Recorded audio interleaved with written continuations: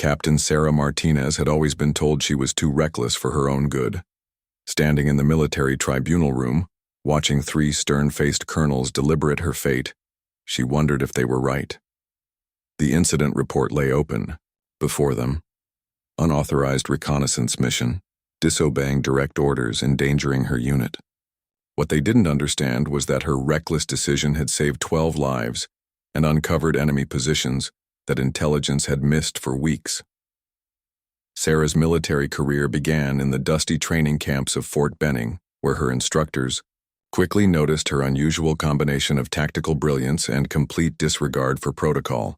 While other cadets followed procedures to the letter, Sarah found creative solutions that often broke rules but delivered better results. Her unconventional methods earned her both commendations and disciplinary actions in equal measure.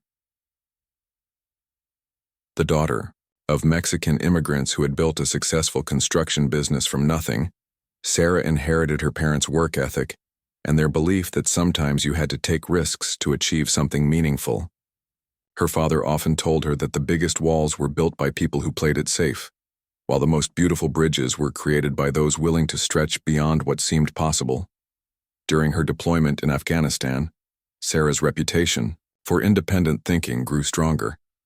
She had an uncanny ability to read terrain and anticipate enemy movements, often leading her squad through routes that others considered too dangerous, but proved to be the safest options available. Her commanding officers found themselves in the uncomfortable position of having to discipline someone whose results consistently exceeded expectations. The incident that landed her in the tribunal involved a hostage situation in a remote village. While headquarters debated strategy for hours, Sarah noticed patterns in enemy movement that suggested the hostages would be moved within the next few hours. Without waiting for approval, she led a small team through what appeared to be a suicide mission, scaling a cliff face that intelligence deemed impassable, then creating a diversion that allowed the hostages to escape.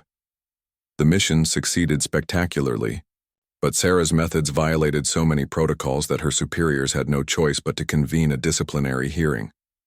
Military law was clear about the chain of command and following orders, even when those orders seemed inadequate. Sarah understood this, but she also understood that sometimes following rules meant watching good people die when they didn't have to. As she waited for the tribunal's decision, Sarah reflected on the path that had brought her here. Every promotion had come with warnings about her tendency to improvise. Every successful mission had been followed by lectures about proper procedure. She had always walked the line between brilliant tactician and insubordinate soldier, and now it seemed that line had finally broken. The room fell silent as Colonel Henderson cleared his throat to deliver the verdict. Sarah straightened her shoulders, prepared for whatever consequences her choices had earned. She had no regrets about saving those hostages, even if it meant the end of her military career. Some things were more important than following rules, and she had learned long ago that doing the right thing often required accepting difficult consequences. What she didn't expect was the knock on the door that interrupted the proceedings. A lieutenant entered with an urgent message, his face pale with the gravity of whatever news he carried. Colonel Henderson read the communication twice before looking up at Sarah with an expression she had never seen before. Not disapproval or frustration, but something closer to grim respect. The message would change everything Sarah thought she knew about her future in the military. Far from ending her career, her reputation for recklessness had apparently caught the attention of people much higher up the chain of command than she had ever imagined. Sometimes the very qualities that made someone a problem in peacetime made them invaluable when the stakes were highest and conventional approaches weren't enough. The secure briefing room in the Pentagon felt like a different world from the dusty tribunal chamber, where Sarah had expected to receive her discharge papers just 48 hours earlier. Instead of facing discipline, she found herself sitting across from General Patricia Hawkins and General Robert Chen, two of the most respected military strategists in the country. The walls were covered with classified maps marking positions across Eastern Europe, where tensions had been escalating for months. General Hawkins spoke first, her voice carrying the authority of someone who had spent decades making impossible decisions under pressure. She explained that intelligence networks had been compromised across 3 countries, leaving NATO forces blind to enemy movements in critical border regions. Traditional reconnaissance methods had failed, and several experienced teams had vanished. Without trace in areas where enemy presence was suspected but not confirmed, Sarah listened as General Chen outlined the scope of the crisis. Enemy forces were using sophisticated jamming technology that disabled standard communications equipment, while their advanced surveillance systems made conventional approaches suicidal.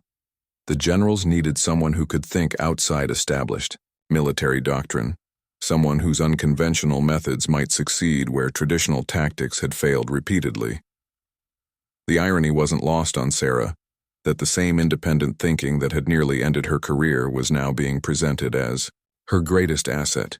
General Hawkins acknowledged this directly, admitting that the military's rigid structure, while necessary for most operations, sometimes created blind spots that could only be addressed by individuals willing to break rules when circumstances demanded it. The mission they outlined was unlike anything Sarah had encountered before. She would be inserted into hostile territory with minimal support, tasked with gathering intelligence about enemy positions and capabilities while avoiding detection by forces that had already captured or killed more experienced operatives. The timeline was compressed, with political pressures mounting for military action that could prove disastrous without accurate field intelligence. What made the assignment even more challenging was the need for absolute secrecy. If Sarah were captured, her presence couldn't be traced back to official military operations. She would be operating under deep cover, with fabricated documents and a carefully constructed background story that would hold up under interrogation.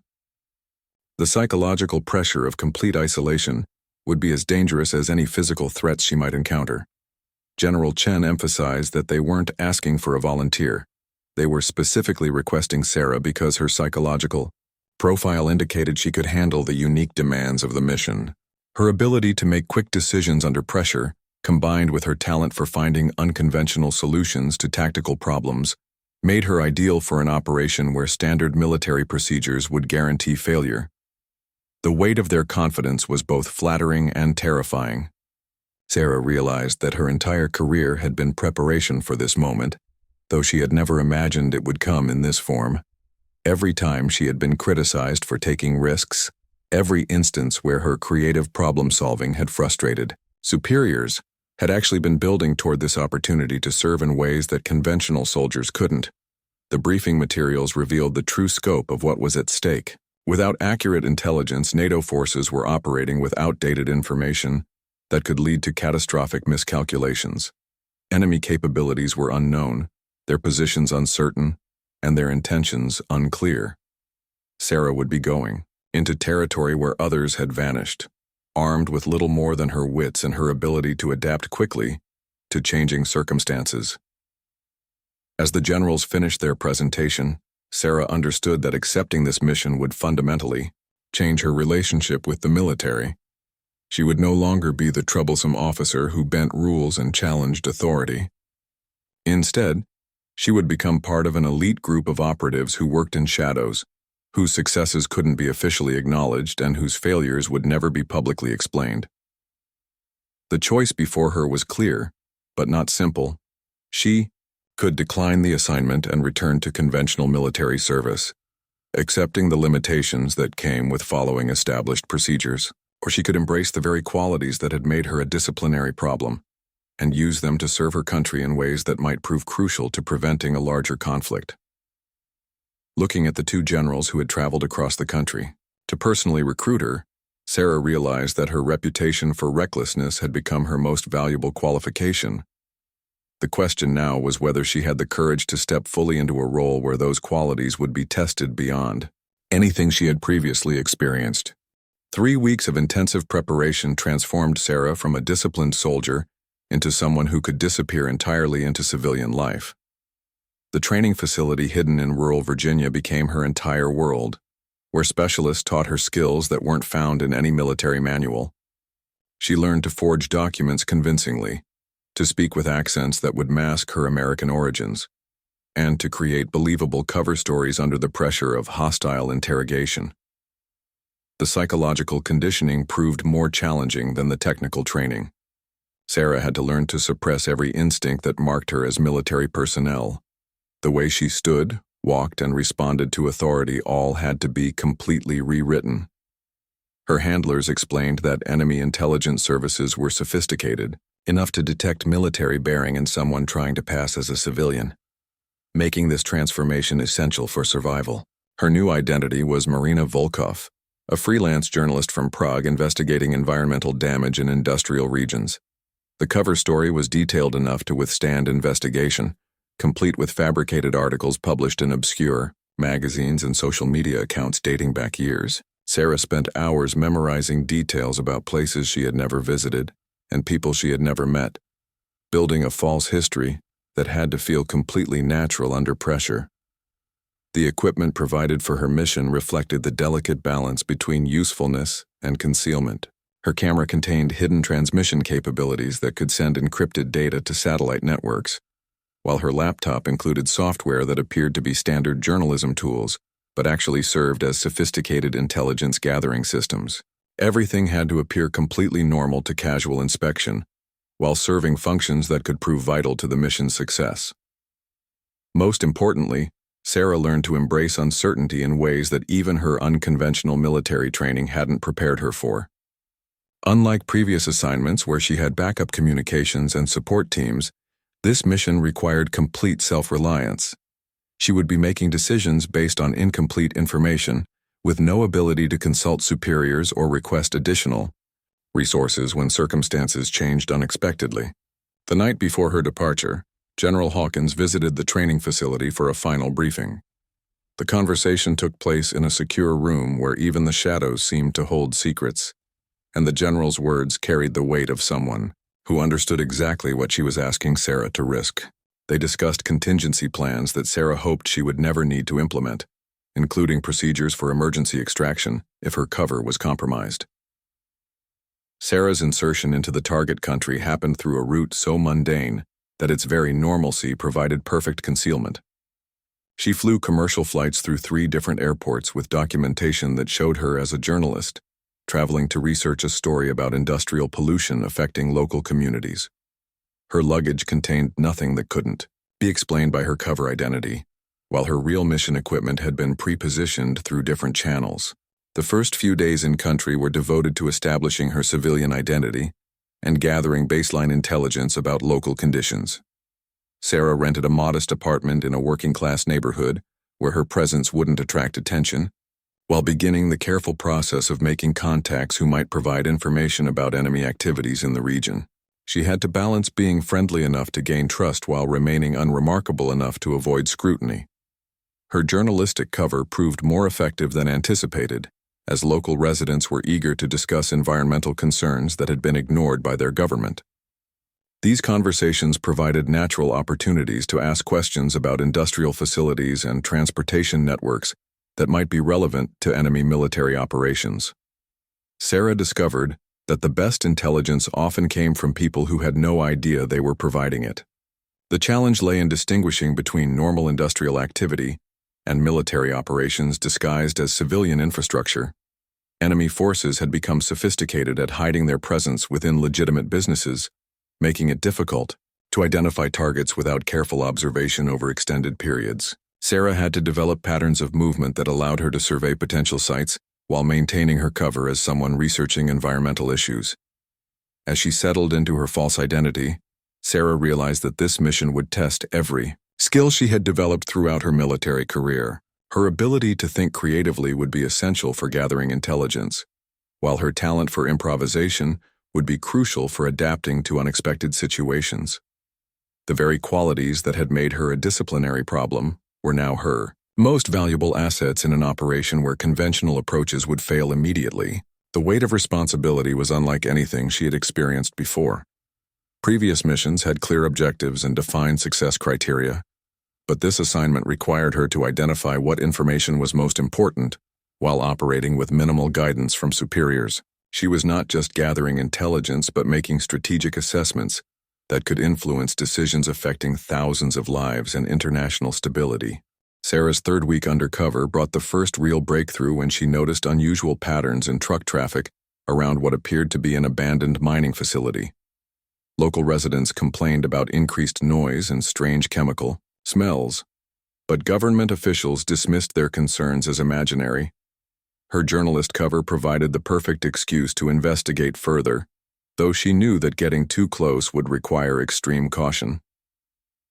The facility sat in a valley, surrounded by hills that provided excellent surveillance positions, but also limited escape routes if her presence was detected. Sarah spent several days observing from different vantage points, using her camera's telephoto lens to document activities while appearing to photograph environmental damage. The images revealed sophisticated equipment being moved under cover of darkness, far more advanced than anything an abandoned mine should require. Her analysis of the photographic evidence suggested the facility was being converted into a command center for operations across the region. The equipment signatures matched intelligence reports about mobile communication systems that could coordinate large-scale military movements while remaining invisible to standard reconnaissance methods. This was exactly the kind of information the generals needed, but obtaining detailed confirmation would require getting much closer to the installation.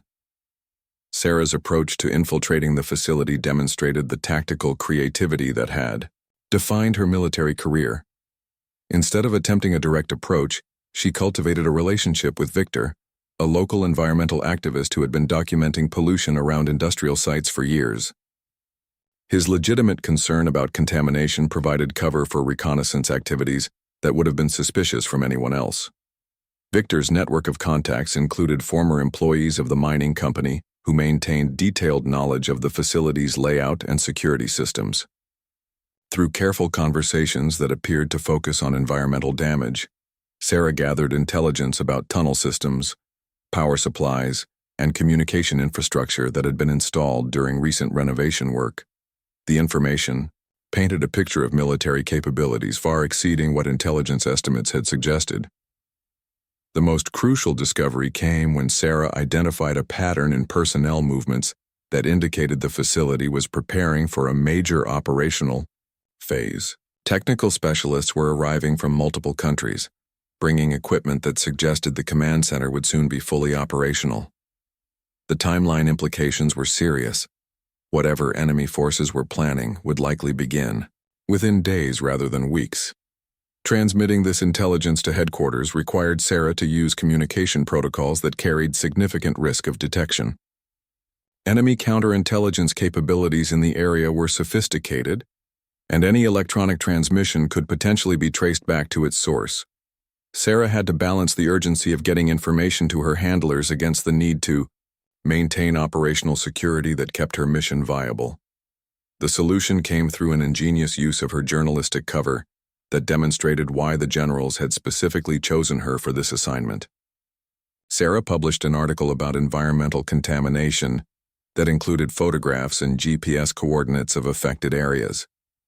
To casual readers, it appeared to be standard investigative journalism, but the specific details were coded to convey intelligence information to handlers who knew what to look for. Her success in gathering and transmitting intelligence about the command facility led to a new phase of the mission that hadn't been anticipated during initial planning. The intelligence Sarah had provided revealed that enemy capabilities were more advanced and their operational timeline more accelerated than anyone had realized. This meant her role had to evolve from passive observation to more active intelligence gathering. The new requirements put Sarah in significantly greater danger, as she would need to infiltrate secure areas where discovery would mean certain capture or death. The enemy forces she was investigating had demonstrated ruthless efficiency in dealing with previous intelligence operatives, and Sarah knew that her false identity wouldn't protect her if she was caught in areas where civilians had no legitimate reason to be present. Despite the escalating risks, Sarah felt a sense of purpose that had been missing from her conventional military assignments. This mission utilized all of her capabilities in ways that rules-based operations never could, allowing her to serve her country through methods that perfectly matched her unconventional skill set. The isolation was challenging, but the knowledge that her work might prevent a larger conflict provided motivation that sustained her through increasingly dangerous situations. As she prepared for the next phase of intelligence gathering, Sarah reflected on how her career had brought her to this point.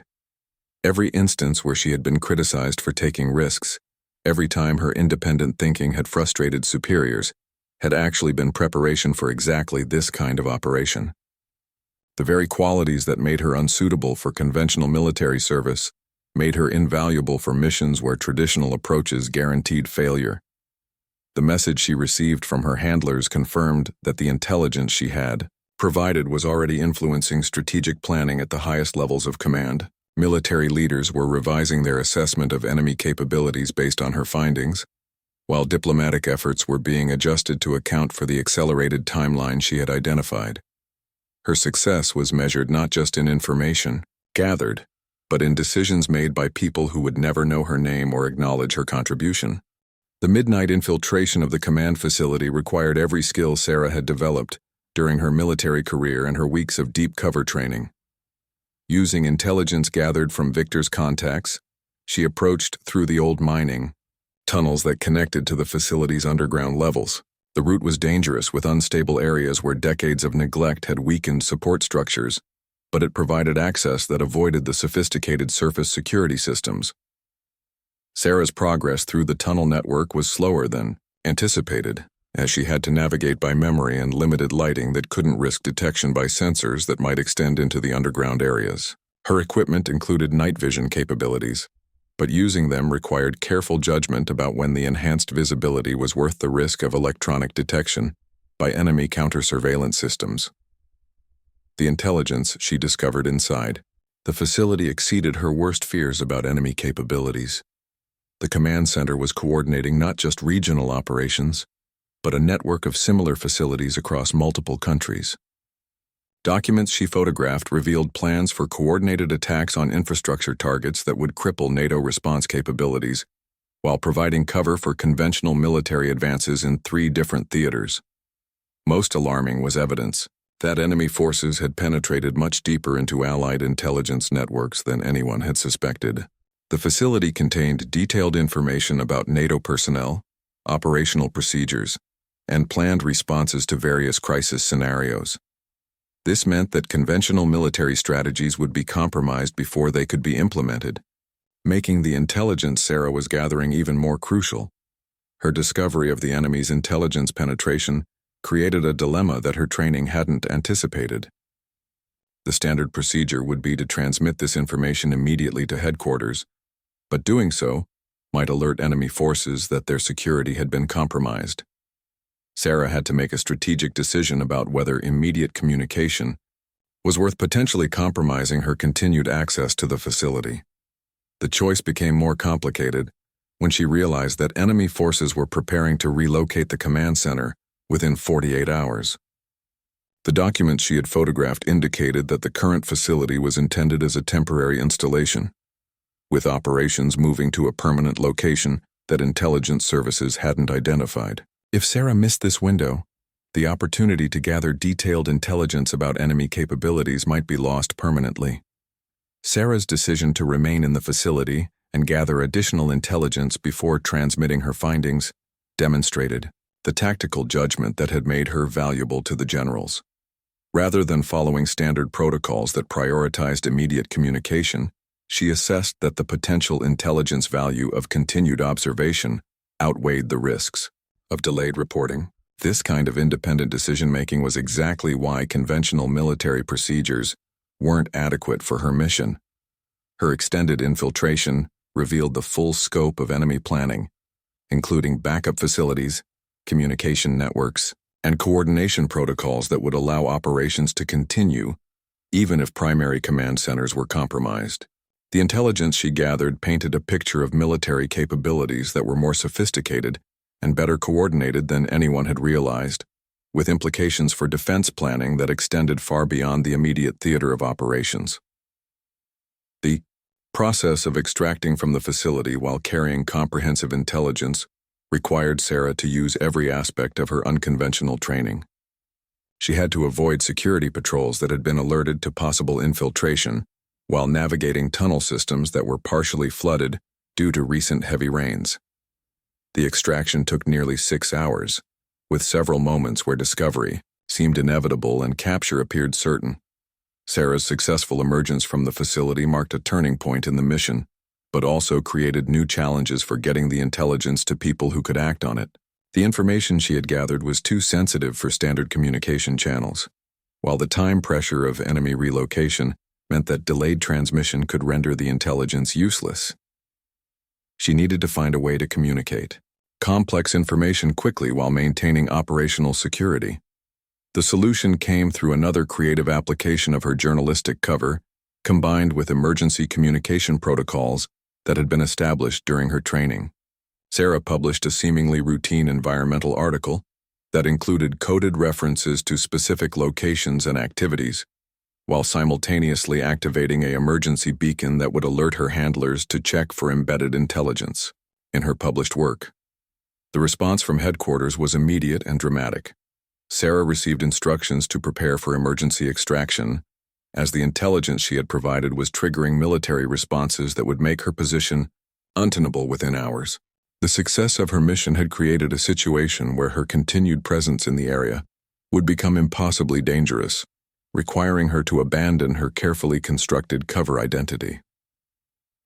As she prepared for extraction, Sarah realized that the mission had succeeded beyond what anyone had thought possible when she first met with the generals.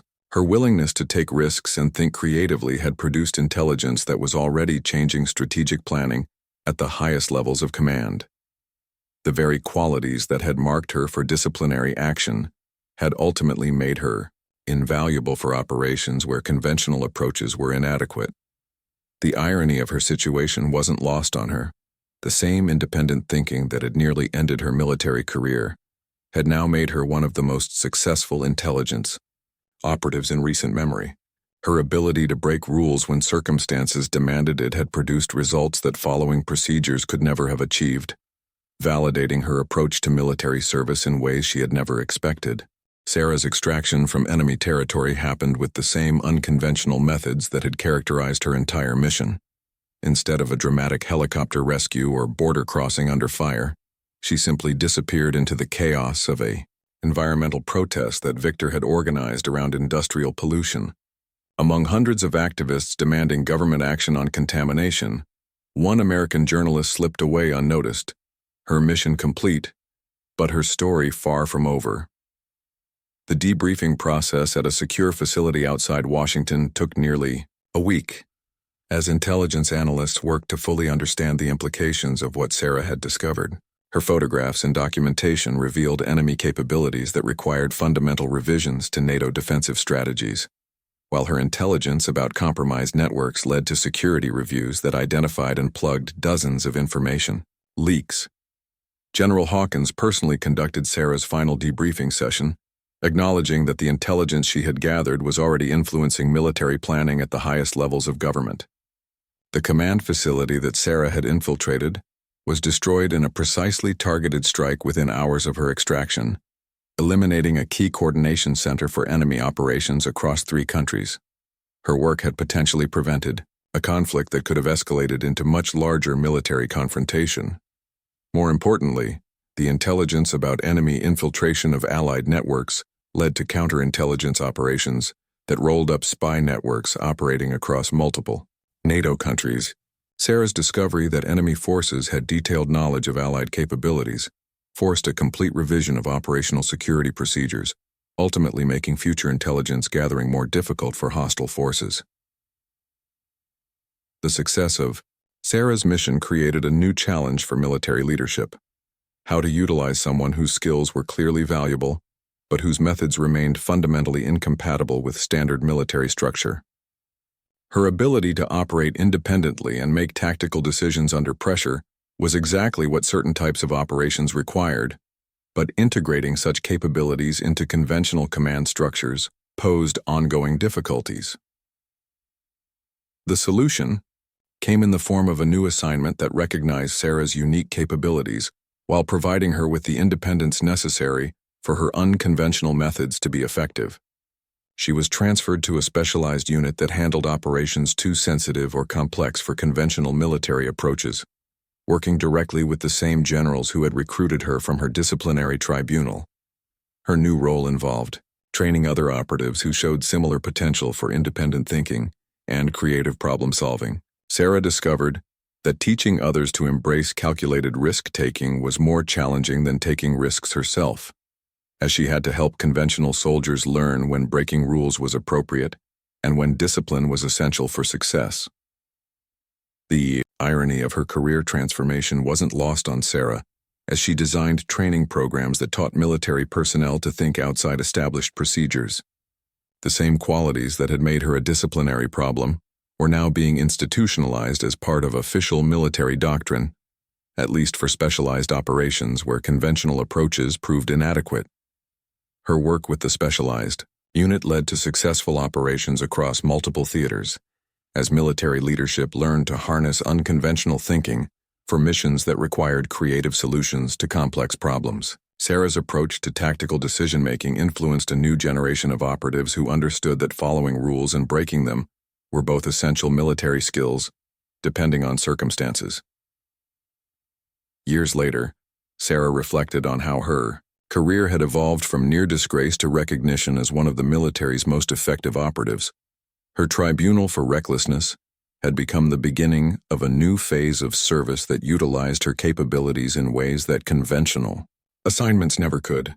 The generals who had recruited her understood something that traditional military structure often missed, that some missions required people who could think beyond established procedures.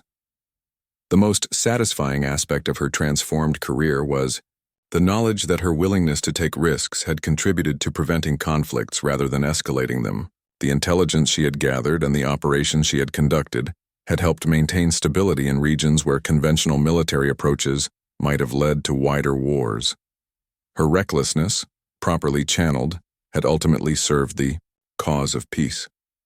Sarah's story became legendary within certain circles of military intelligence, though her name would never appear in official histories or public records. She had found a way to serve her country that perfectly matched her unconventional skills, proving that sometimes the people who don't fit standard molds are exactly what unusual circumstances require. Her career demonstrated that military effectiveness sometimes required embracing the very qualities that traditional structure discouraged.